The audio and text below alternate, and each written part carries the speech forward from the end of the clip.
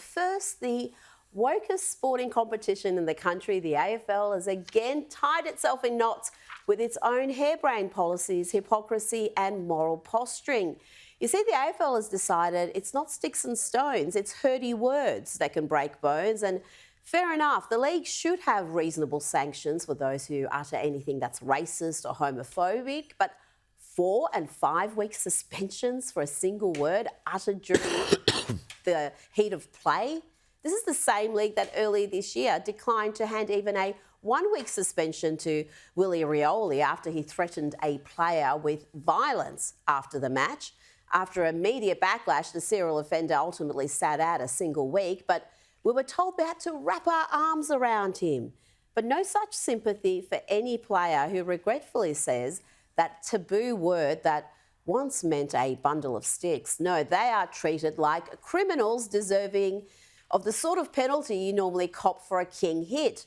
To make the AFL's hypocrisy worse, at the same time as they ban players for 4 and 5 weeks for saying a word which is homophobic, even if it's said to someone who's not a homosexual, figure that out, at the same time that the AFL has taken it upon itself to be the champion of the LGBTQIA community, they have hired Snoop Dogg to be the headline act on their biggest day, the grand final. Now, this is a man with a lengthy history of deeply misogynistic and homophobic comments.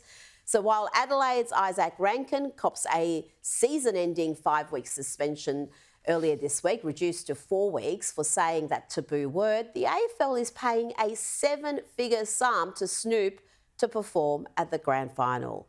Now, Snoop not only says that taboo word in his lyrics, he has a lengthy history of criticising and lampooning same-sex relationships. He did it on a recent podcast again. Snoop Dogg has also previously been banned from entering Australia over his extensive criminal record. The dude even faced murder charges at one point. Now, to be clear, I don't personally support any ban on Snoop Dogg entering the country or performing at the AFL Grand Final. But the AFL boss, Andrew Dillon, needs to explain his league's double standards.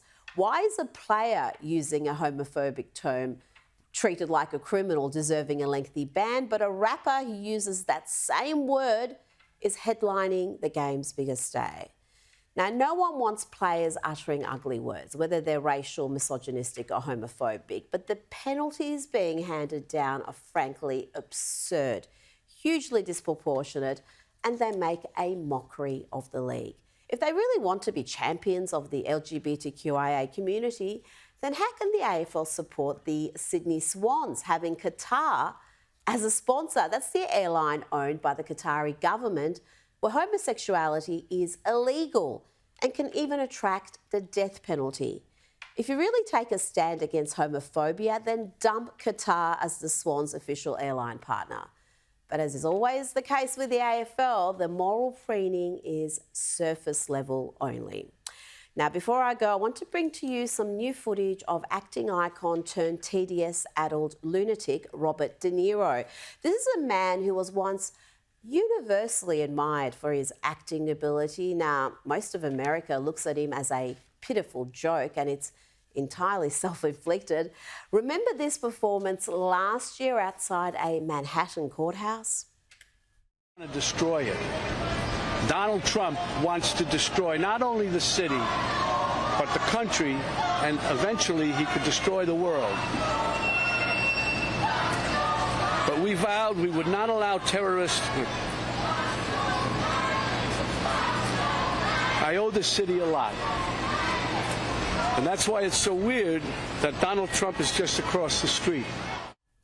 Yeah, that's what's weird about that statement. What was he on about? And who could forget this? Listen to here, Robert De Niro with Bill Maher. Nothing at all, nothing redeemable in him. And we have to, and whoever the people are who want to vote for him, and there look like intelligent people around there, somebody, for some reason, it can't be. It cannot be. If he wins the election, you won't be on the show anymore. He'll come looking for me. There'll be things that happen that none of us can imagine. That's what happens in that kind of a dictatorship, which is what he says.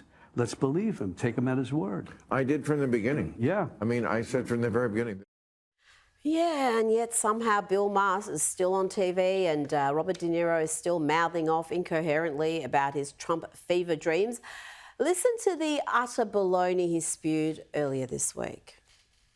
It's about right and wrong, period. The guy's a monster. It's beyond wrong. It's almost like he wants to do the most horrible things that he can think of in order to get a rise out of us. I don't know what it is, but he's been doing it, and it's scary. It's sad. That's what it is. It's sad. Imagine being that delusional, that miserable and diabolically dumb. Robert De Niro is a warning to all of what happens when you let hate and baseless hysteria rule your emotions. One can only pray that they find a cure for stage 4 Trump derangement syndrome.